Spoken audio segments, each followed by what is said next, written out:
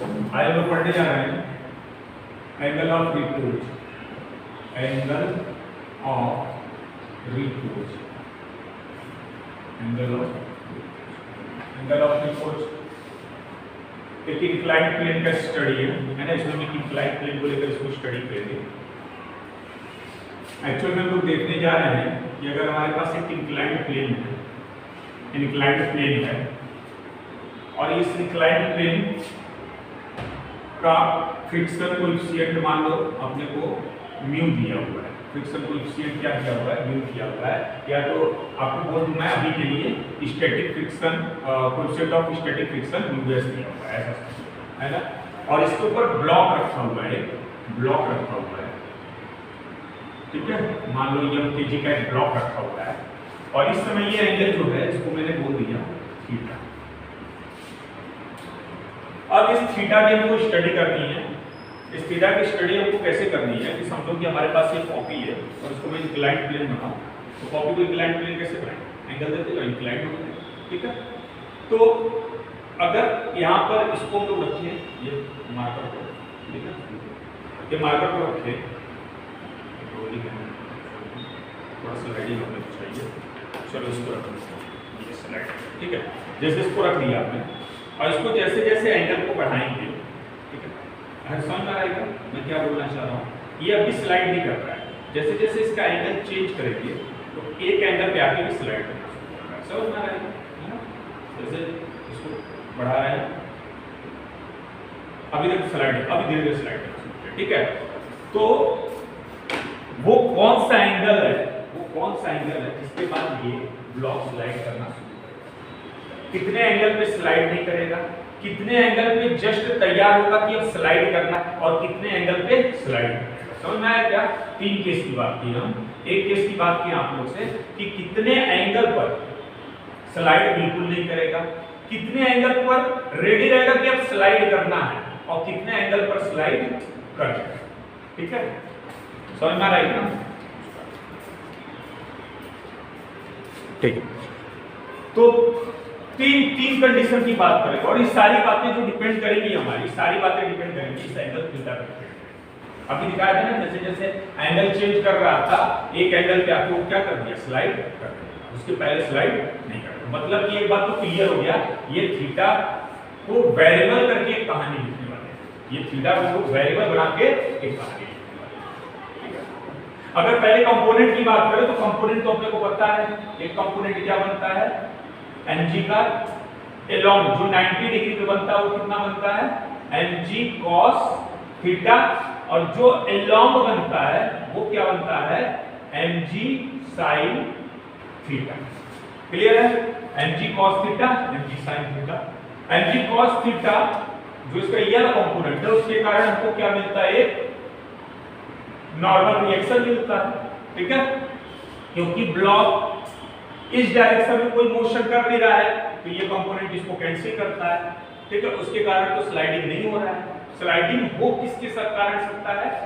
देखते हैं इसमें फोर्स इस डायरेक्शन या इस डायरेक्शन किधर में लगा हुआ है। तो फोर्स डाउनवर्ड लगा हुआ है, ऐसे बोलने लॉग में एंगल पे डाउनवर्ड, और कौन सा लगा है? mg sin theta. अगर ये ब्लॉक स्लाइड कर सकता है सिर्फ और सिर्फ एक ही फोर्स के कारण, किसके कारण?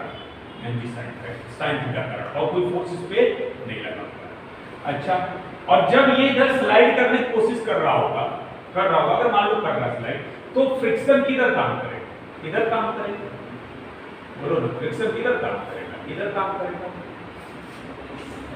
आपको 3 केस की स्टडी करनी है। एक केस की स्टडी तो ये हो गई जब थीटा मिनिमम कितना रहेगा? थीटा मिनिमम, पहली बात करेंगे थीटा मिनिमम की,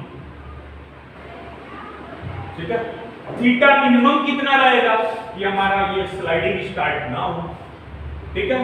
फिर थीटा की क्या वैल्यू रहेगी कि स्लाइडिंग बस स्टार्ट ही होने वाला हो, ठीक है। और थीटा तक और कितना वैल्यू हम लोग बढ़ा दें कि स्लाइडिंग हो जाए। 3 बातें करेंगे। तो यहां से पहले अगर नॉर्मल रिएक्शन का वैल्यू देखते हम लोग, नॉर्मल रिएक्शन का वैल्यू आ जाएगा mg cos थीटा।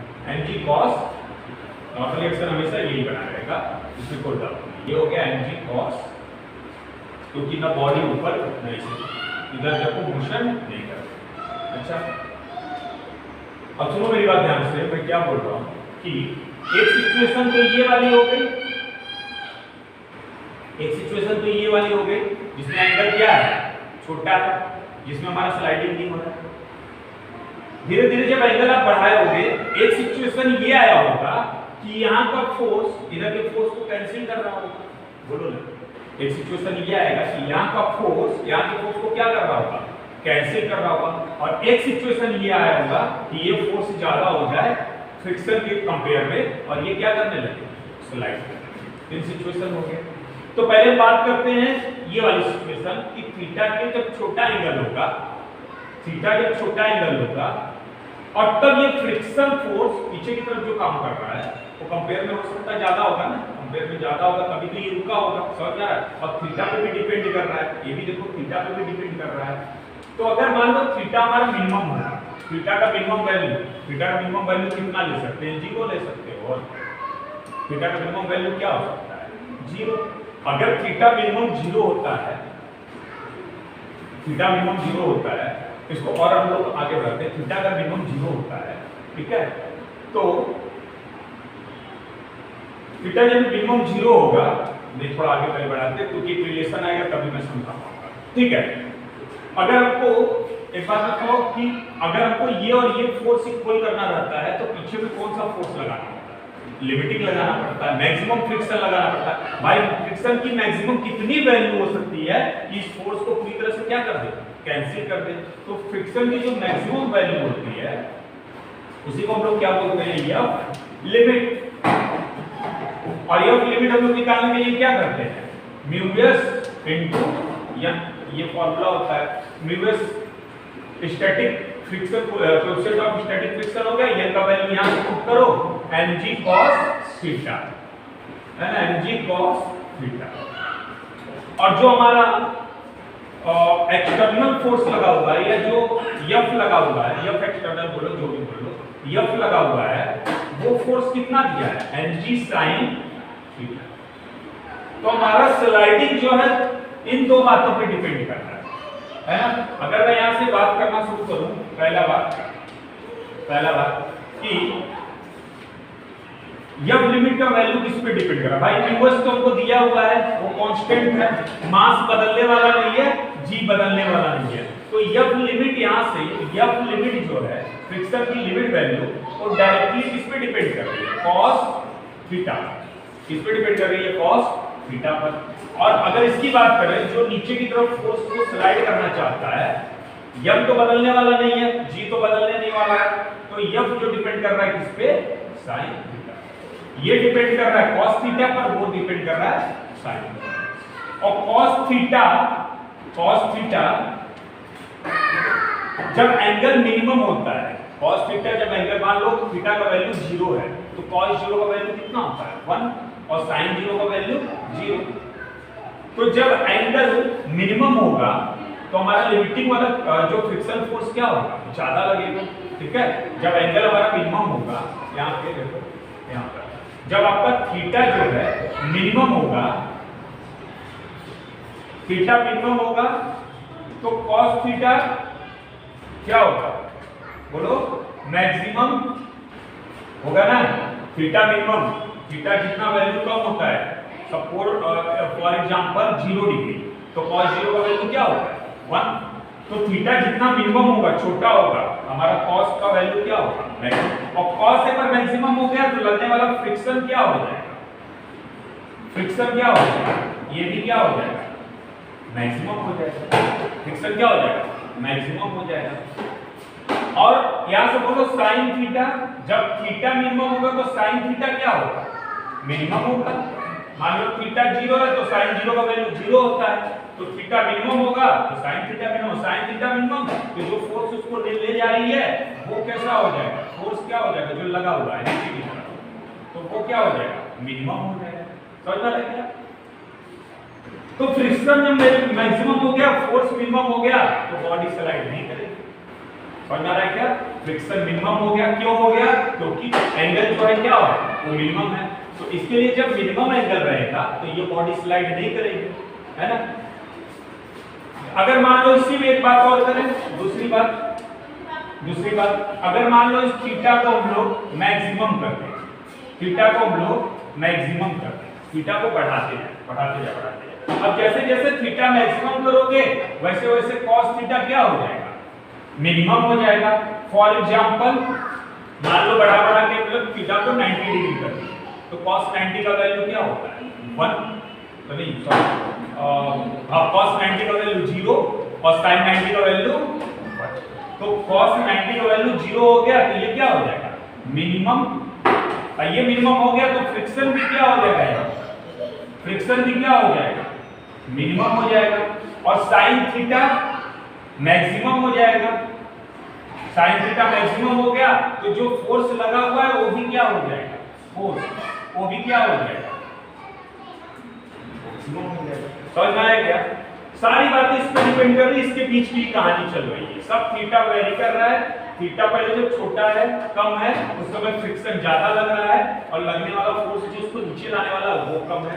जैसे जैसे थीटा बढ़ा रहा हो फ्रिक्शन धीरे धीरे कम होते जा रहा है, फ्रिक्शन कम होते जा रहा है तो जो फोर्स है वो क्या उसके कंपेयर में क्या हो जाएगा बड़ा हो जाएगा। और फोर्स जैसे जैसे बड़ा हो जाएगा एक टाइम ऐसा आएगा, देखो जब इसको हम लोग कम एंगल रखेंगे तो ये ज्यादा रहेगा, थोड़ा ऊपर करो, अभी भी थोड़ा ज्यादा है, थोड़ा कम हुआ है और थोड़ा ऊपर करो, अब दोनों बराबर हो जाएगा, फिर थोड़ा और ऊपर करो, अब ये बढ़ने लगेगा। समझ में आना है ना, ठीक है।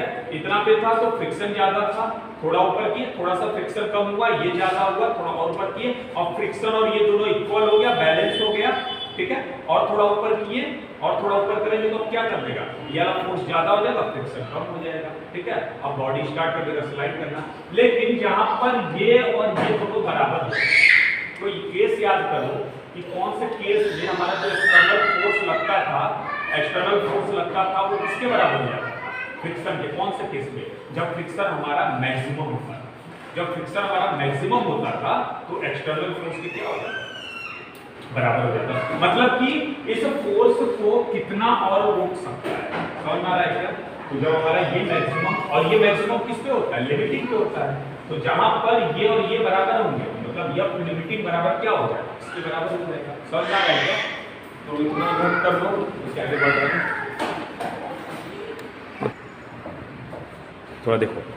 तो अब यहाँ पर इसको बोल दिया मैं, ये कौन सा, यही फोर्स, यही फोर्स, या तो जिसको नीचे लाना चाहता है ये वही फोर्स, ठीक है ना, ये बिठा दे। चलो आगे देखो, अब एक बात समझ में आ गया कि तीन सिचुएशन में एक बीच वाला जो सिचुएशन है जबकि ये फोर्स और ये फोर्स बराबर हो रहा होगा, ठीक है। और कौन सा फोर्स, फोर्स एफ और फ्रिक्शन। तो फोर्स एफ और फ्रिक्शन आपस में क्या हो रहा होगा, बराबर हो रहा होगा। और ये कब हो सकता है, बॉडी सोचो धीरे धीरे एंगल बढ़ रहा होगा तो बॉडी गिरना चाह रहा होगा, बॉडी गिरना चाह रहा होगा। और ये कब होगा कि ये और ये बराबर हो, जब फ्रिक्शन मैक्सिमम पे पहुंच जाता है। इधर पे कौन सा फ्रिक्शन लगा है, इधर पे कौन सा लगा है, बोलो, स्टैटिक फ्रिक्शन लगा है, सेल्फ एडजस्टिंग होता है। अलग वाला एग्जांपल जो दिया था मैंने 1 से लेकर 20 तक में, 20 के एकदम लास्ट फ्रिक्शन लगा है ना। उसी तरह यहाँ पे मैं बोल रहा हूँ कि लास्ट फ्रिक्शन कब लगेगा, इसको जब रोकना है, गिरने से, स्लाइड करने से रोकना है। लास्ट फ्रिक्शन कब लगेगा, जब ये अपने मैक्सिमम वैल्यू पे होगा। तो ये जो यह बराबर फ्रिक्शन होगा तो यहाँ पे जो फ्रिक्शन होगा वो मैक्सिमम वाला होगा। कौन सा होगा, मैक्सिमम वाला, ठीक है। तो ये जो कंडीशन बना है, ये कंडीशन बना है यहाँ पर, या इसी को हम लोग क्या बोलते हैं, एफ लिमिट जो बोलना है। ये जो कंडीशन बना है यहाँ पे body just ready for slide. यहाँ पे बॉडी रेडी हुआ है किसके लिए, स्लाइड करने, है ना। समझ में आ रहा है क्या, अभी स्लाइड नहीं कर रहा है, जस्ट रेडी हुआ है। और जब बॉडी जस्ट रेडी होता है स्लाइड के लिए उस समय हमारा कौन सा फ्रिक्शन काम करता है, लिमिटिंग फ्रिक्शन काम करता है। समझ में आ रहा है क्या, है ना। और यहां पर जो एंगल मिलेगा इसी एंगल को हम लोग क्या बोलेंगे, एंगल ऑफ, जहां पे बॉडी जो होता है, जो ब्लॉक है या बॉडी या ब्लॉक जस्ट रेडी फॉर क्या, जहां पे ब्लॉक केवल रेडी हुआ है किसके लिए, स्लाइड के लिए, उस एंगल को हम लोग क्या बोलेंगे, angle of repose. That angle is known as angle of. Clear है? बहुत क्वेश्चन पूछा जाता है बायोवा वगैरह में, है ना, तो इस बात को याद रखना। अगर पूछेगा तो बोल देना कि जिस पर बॉडी जस्ट रेडी होता है किसके लिए, स्लाइड के लिए, उस एंगल को हम लोग क्या बोलेंगे, एंगल ऑफ। क्लियर है? ना उसके नीचे ना उसके ऊपर, जिस पे जस्ट रेडी हुआ है। जब ये भी बोल सकते हो आप, जब हमारा फ्रिक्शन क्या करे, मैक्सिमम फ्रिक्शन काम करे, लिमिटिंग फ्रिक्शन काम करे, है ना, तो उस एंगल को क्या बोलेंगे, एंगल ऑफ। क्लियर हुआ क्या? तो यहां से देखो f का वैल्यू क्या हो जाएगा, f का value mg sin theta, f की जगह रख दिया mg sin थीटा, और f लिमिट कितना निकाले थे, mu s mg cos theta, mu s mg cos theta. mg से mg कैंसिल कर लो, cos थीटा उधर ले जाओ, sin theta upon cos theta बराबर mu s. sin theta upon cos theta को क्या लिखते बोलो, tan थीटा। tan थीटा बराबर क्या आ गया, म्यू यस। यही है हमारा रिलेशन। और यहां से अगर एंगल ऑफ रिपोज की बात करें तो एंगल ऑफ रिपोज बराबर थीटा बराबर हो जाएगा tan inverse mu yes. This is angle of repose. यही है angle of repose, angle of repose. Angle of repose theta बराबर tan इनवर्स म्यू। क्लियर हुआ क्या पूरी बात?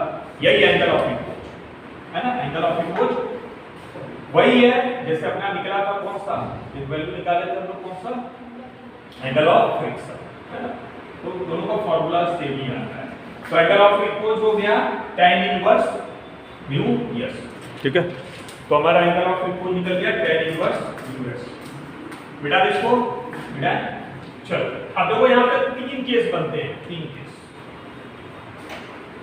केस बनते हैं। केस फर्स्ट जो हमने शुरू में पढ़ा था, केस फर्स्ट जो शुरू में बात किए थे, केस फर्स्ट ये बन सकता है कि बॉडी नो स्लाइड, स्लाइडिंग नहीं करे, ठीक है। नो स्लाइड मतलब बॉडी किसमें रहेगा, body at rest, body at rest, ठीक है। नो स्लाइड मतलब body at rest. Body at rest मतलब स्टैटिक फ्रिक्शन। स्टैटिक फ्रिक्शन कैसा होता है, वेरिएबल होता है, और कैसा होता है, सेल्फ एडजस्टिंग होता है, खुद को एडजस्ट कर लेता है according to external force.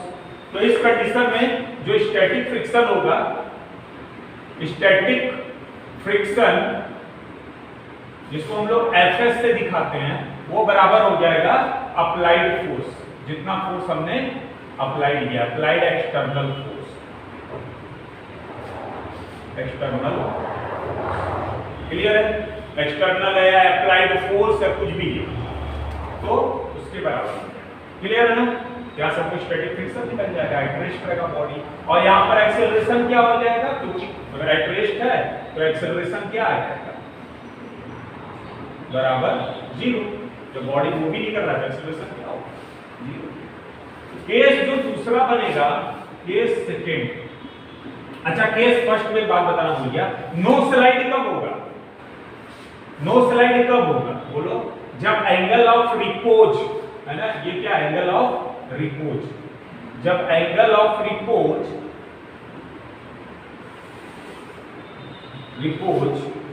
Theta,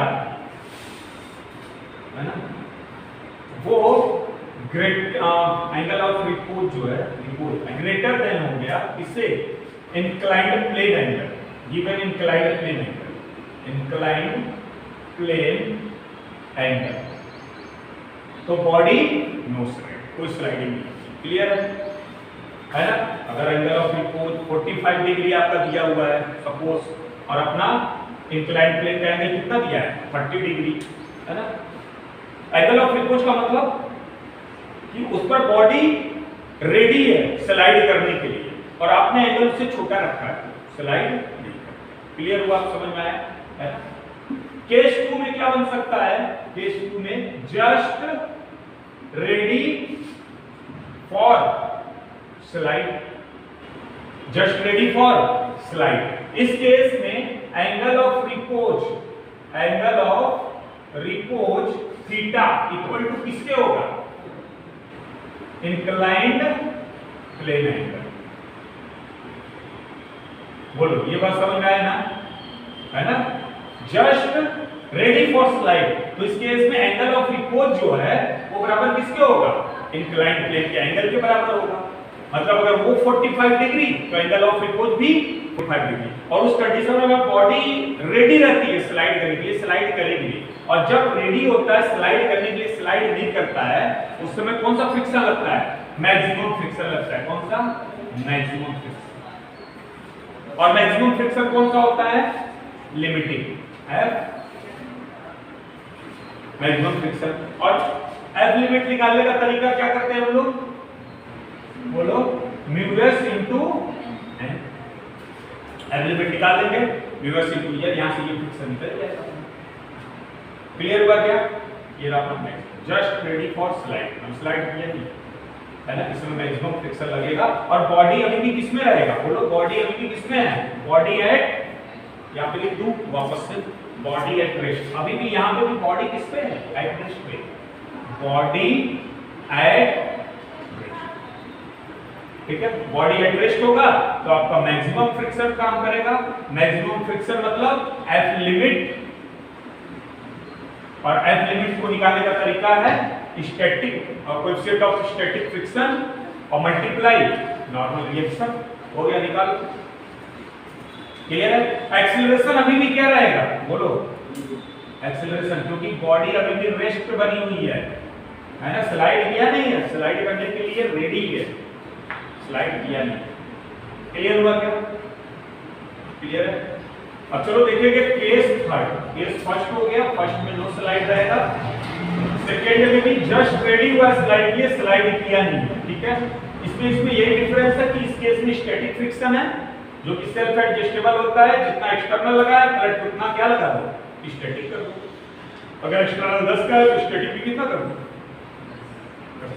और इसमें रेडी हुआ है स्लाइड करने के लिए और उस समय हमारा मैक्सिमम फ्रिक्शन काम करेगा, एफ मैक्सिमम। उस समय लिमिट करके और ये करके निकालेंगे। अब बात करते हैं अगला case, last case number third. Case number third, तो केस नंबर थर्ड में body start to slide, body start to slide. और बॉडी कब स्टार्ट करेगा स्लाइड करना? जब angle of repose, angle of repose क्या? Theta. Angle of repose theta, angle of repose theta less than हो जाए angle of inclined plane, ठीक है? एंगल ऑफ रिपोज थीटा जो है लेस देन हो जाए angle of inclined plane. Clear है? अब क्या होगा? बॉडी क्या कर देगा? Body start motion, start motion. अब बॉडी मूव कर गया। अगर बॉडी ने स्टार्ट मोशन कर दिया तो जो लगने वाला फ्रिक्शन है कैसा होगा? Kinetic friction. काइनेटिक फ्रिक्शन कैसा होता है? कांस्टेंट होता है। काइनेटिक फ्रिक्शन निकालने के लिए फॉर्मूला क्या लगाएंगे? F के बराबर म्यू के इनटू एन, म्यू के इनटू F के बराबर म्यू के इनटू, इसमें एक्सेलरेशन नॉट इक्वल टू, इसमें एक्सेलरेशन 0 नहीं। क्लियर हुआ क्या? है? ये था अपना पूरा एंगल ऑफ रिपोज। अब इसको हम न्यूमेरिकल देखेंगे। तो क्वेश्चन बोल रहा है कि गिवन हमको coefficient of static friction 1/√3, coefficient of kinetic friction 0.4 हमको फाइंड आउट करना है। बॉडी रेस्ट पे है कि मोशन पे है और उसके अकॉर्डिंग फिर एक्सेलरेशन निकालना, बस इतना काम करना है, ठीक है? तो सबसे पहला हमारा काम रहेगा क्या? एंगल ऑफ रिपोज निकालना। तो एंगल ऑफ रिपोज निकालते हैं। यहां से सॉल्यूशन देखो, angle of repose, angle of repose, angle of repose, angle of repose tan theta बराबर क्या होता है, स्टैटिक फ्रिक्शन है ना, तो वो हो गया म्यूएस, क्या हो गया म्यूएस, हो गया म्यूएस। हाँ अभी देखो, तो वह बोला था एंगल ऑफ tan थीटा बराबर होता है म्यूएस है ना, तो tan थीटा बराबर यहाँ से हो गया tan थीटा बराबर म्यूएस का वैल्यू बोलो 1/√3 और 1/√3 कितने का होता है tan 30 डिग्री, सही है ना, tan 30 डिग्री। अब यहाँ से कंपेयर कर दो तो थीटा कितना आ गया 30 डिग्री, तो एंगल ऑफ रिपोज जो आ रहा है, एंगल ऑफ रिपोज जो आ रहा है वो आ रहा है 30 डिग्री, तो ये 30 डिग्री लेस देन है angle of inclined plane, angle of inclined plane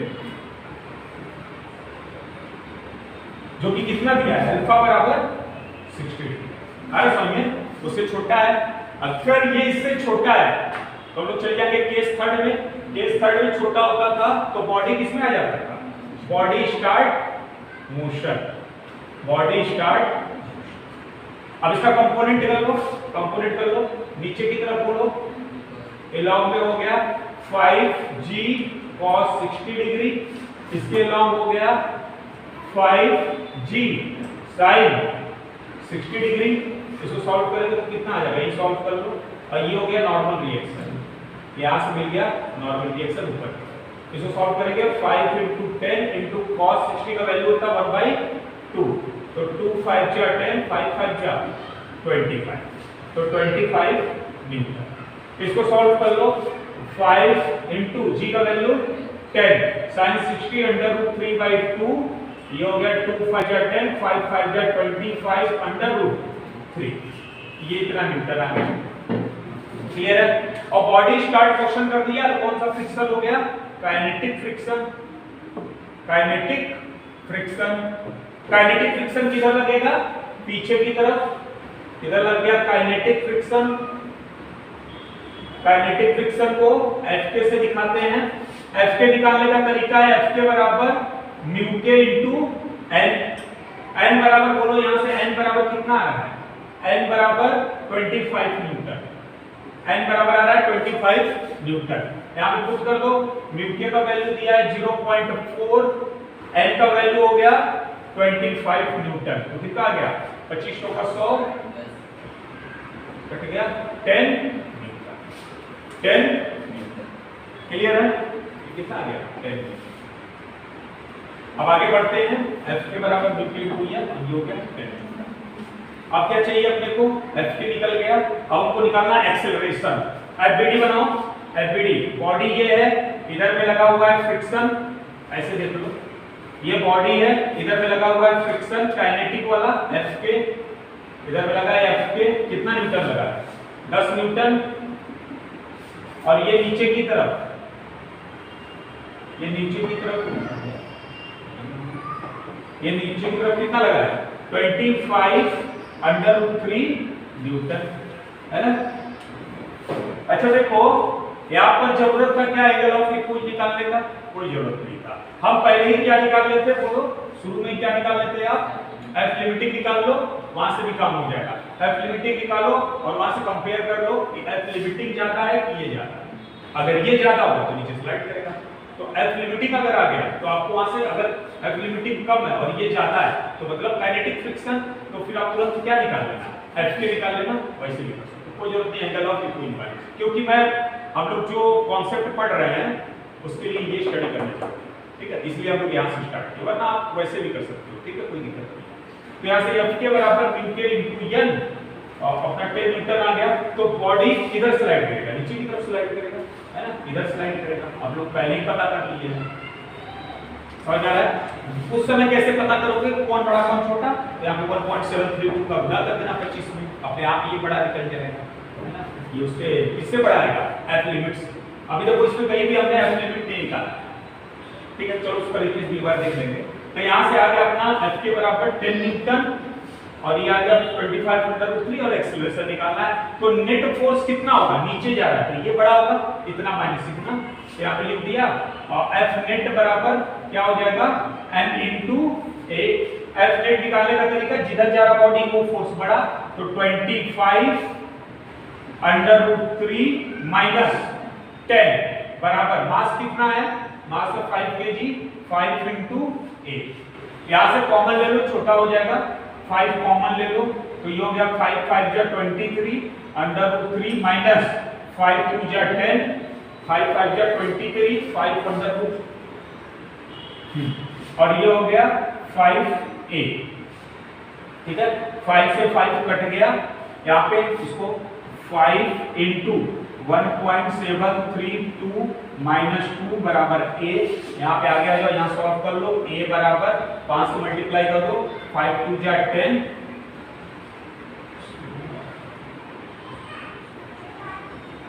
सही है क्या, डबल चेक कर लो।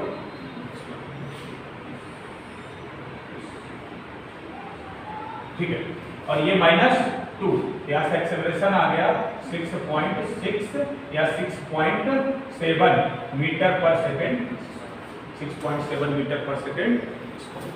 क्लियर हुआ क्या? तो इसका दूसरा मेथड कैसे करेंगे बोलो, इसको बिठा दे क्या, ये बिठा देना, ये सब समझ में आ गया। अब देखो, जब आपको ऐसा दिया हुआ कोई जरूरी नहीं एंगल ऑफ अपोज निकाले, हम डायरेक्ट क्या निकाल लेंगे, एफ लिमिट निकाल लेंगे, एफ लिमिट। एफ लिमिट निकालने का तरीका क्या होता है, mu S into N. Mu S कितना है, 1/√3, 1/√3, और इंटू एन कितना है, एन आप लोगों ने यहाँ निकाला कितना है, 25 न्यूटन, 25। क्लियर है ना? अब यहाँ पे मल्टीप्लाई कर लेते हैं या डिवाइड कर देते हैं डायरेक्ट, 25/1.732, इसे डिवाइड कर दो, तो डिवाइड करेंगे तो 1.732, यहाँ से पॉइंट हटाया, 1 2 3, 1 2 3, यह आ गया 1732 डिवाइड में 25,000, है ना? इसे डिवाइड करो तो कितना आ जाएगा, तो बन जाएगा 1732, 10 में से 2 गया 8, 9 में से 3 गया 6, और 14 में से 7 गया 7, 0, कितने बार हो जाएगा, 4 हो जाएगा। हाँ ठीक है, 4 बार में जा रहा है, 4 2 जा 8, ठीक है, तो अप्रॉक्स में 40 न्यूटन है, ठीक है, 40.45 न्यूटन आएगा अप्रॉक्स, है ना? डिवाइड करके देखो तो कितना आएगा। अगर वो 14.45 न्यूटन, और एक्सटर्नल देखो कितना लगा हुआ है, एक्सटर्नल हमने मल्टीप्लाई किया था, क्या कर लो, 25 एक्सटर्नल के लिए, है ना, जो बाहर से लगा हुआ है, एफ, इसकी बात कर रहे हैं, एफ बराबर, तो एफ कितना है देख लो, एफ आया 25/√3, 25 इंटू 1.732, मल्टीप्लाई करेंगे तो 33.25 न्यूटन आएगा। ठीक है, यहाँ से देखो साफ पता चल रहा है F is greater than F limit, और जब उसके लिमिट वैल्यू को क्रॉस कर गया तो पक्का बॉडी किसमें है, मोशन में है। अब मोशन में तो बाकी प्रोसेस यही होना है, सिर्फ यहाँ तक करनी पड़ा। क्लियर है? यहाँ से पता चल गया बॉडी किसमें है, इसको इस तरीके से भी लगा सकते हैं। तो लास्ट टाइम वाला ही क्वेश्चन है अपना, है ना, static coefficient of static friction 1/√3, coefficient of kinetic friction 0.4, वही फाइंड आउट करना है हमको कि बॉडी एट रेस्ट है कि मोशन में है, और एक्सीलरेशन निकाल के देना कर मोशन करना है। इस क्वेश्चन को कैसे करेंगे, इसमें सिर्फ एक चीज बढ़ा दिया हमने, क्या, ये एक एक्सटर्नल फोर्स किधर लग गया है, ऊपर की तरफ, वो भी 21 न्यूटन का फोर्स लग गया है ना, 21 न्यूटन का फोर्स ऊपर की तरफ लग गया है। यार सबसे पहले तो एक काम करो, किधर भी कितना फोर्स आ रहा है, इससे पहले कंपोनेंट निकाल लो आप, तो 5 इधर में आ जाएगा g cos 60 डिग्री, इधर में फोर्स आ जाएगा 5g sin 30 डिग्री। क्लियर है? 5g cos 60 डिग्री और 5g sin 30 डिग्री।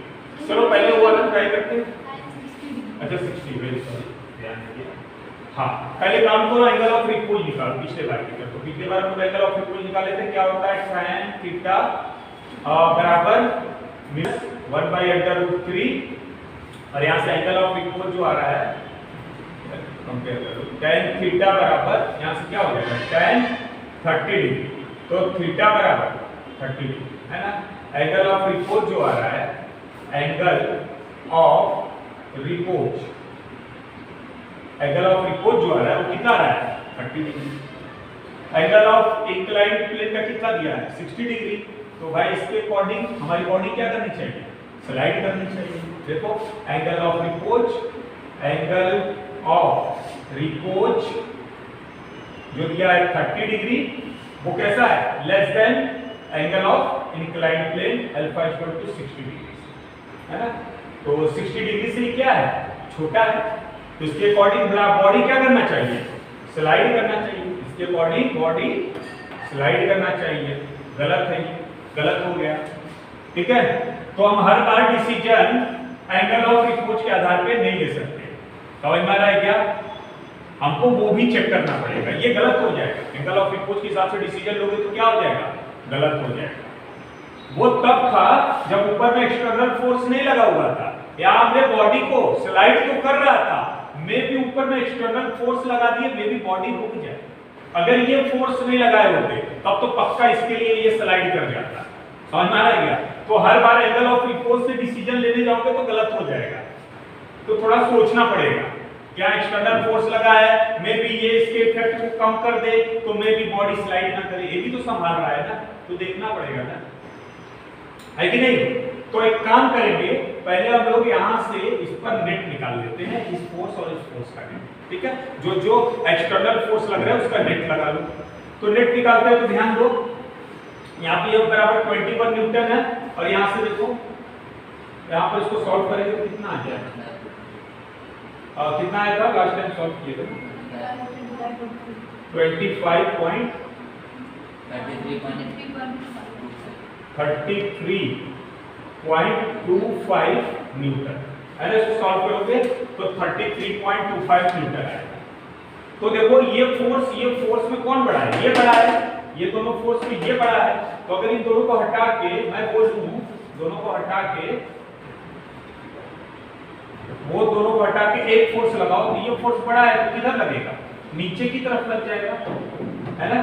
कितना लगेगा 33.25 और माइनस 21 न्यूटन, कितना बच रहा है यहाँ पर 12.25 न्यूटन, 12.25 न्यूटन, ठीक है। अब निकालो लिमिट फ्रिक्शन। लिमिट फ्रिक्शन निकालते हैं। F लिमिट बराबर होता है म्यू s इनटू n, और n का वैल्यू सॉल्व करने पर आएगा 25 न्यूटन, है ना। लास्ट टाइम के क्वेश्चन में सॉल्व किया हुआ है 25 न्यूटन। तो यहां से आ गया म्यू s का वैल्यू दिया हुआ 1/√3 और इनटू और ये 25 न्यूटन। इसको सॉल्व किए थे तो 40.45 न्यूटन। अब ध्यान से देखो, F limit is greater than F applied.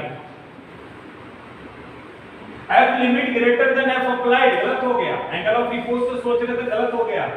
हम लोग एंगल ऑफ रिपोर्ट से सोच रहे थे बॉडी स्लाइड करेगा, समझ आ रहा क्या। जब पूरा नेट फोर्स का कैलकुलेशन किए तो रिजल्ट आया कि F लिमिट ग्रेटर देन जा रहा है F अप्लाइड, और जब F limit greater than F applied हो जाता है तो बॉडी स्लाइड नहीं करता है, बॉडी किस पे आ जाता है एट रेस्ट। और एट रेस्ट पे लगता है अपना स्टैटिक फ्रिक्शन। कौन सा लगता है, स्टैटिक फ्रिक्शन। गलत हो गया आपका सोचना, पहले ये मत कर देना, गलत हो जाएगा। सिर्फ यहां से डिसीजन लेकर और क्वेश्चन को आगे बढ़ा दोगे, मतलब नहीं है, ठीक है। तो ये आप जरूर एक बार निकाल के चेक करने का कि F लिमिट और वहां से जो नेट फोर्स मिला उसका क्या वैल्यू है। तो यहां से ये आ गया स्टैटिक फ्रिक्शन, और स्टैटिक फ्रिक्शन को निकालने का क्या तरीका है कि जितना फोर्स है, मतलब कि स्टैटिक फ्रिक्शन को किससे दिखाओगे Fs से, और स्टैटिक फ्रिक्शन Fs बराबर हो जाएगा F अप्लाइड, इससे F अप्लाइड, और F अप्लाइड कितना है 12.25 है ना। ये अपने आप को एडजस्ट कर लेगा, ये देखेगा इधर 12.25 लगा हुआ है तो पीछे भी पलट के कितना लग जाएगा 12.25। एडजस्ट कर लिया, सेल्फ एडजस्टिंग फोर्स है, तो ये हो गया 12.25, ये आ गया स्टैटिक फ्रिक्शन। और जब स्टैटिक फ्रिक्शन है तो एक्सेलरेशन क्या होगा? एक्सेलरेशन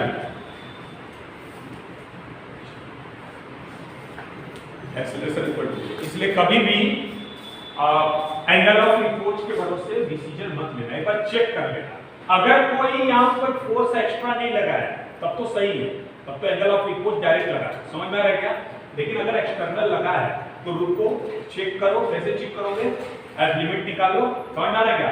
अब नेट फोर्स देख लो, टोटल बॉडी का एक तरफ नेट फोर्स देख लो, मे भी यही कैलकुलेशन और करते तो मे भी ये वाला फोर्स बड़ा आता था, है ना, उस पे कल डिस्कशन करेंगे। ये फोर्स बड़ा होगा तो क्या है? अभी तो इतना समझो कि अगर ऐसा है तो इससे कोई जरूरी नहीं कि बॉडी स्लाइड करे, यहाँ से चेक करो, ये गलत हो जाएगा एंगल ऑफ रिपोर्ट की बेस पे, ठीक है? तो आप चेक कर लो लिमिट से आपको पूरा जवाब मिलेगा। क्लियर है ना? समझ में आ रहा है क्या?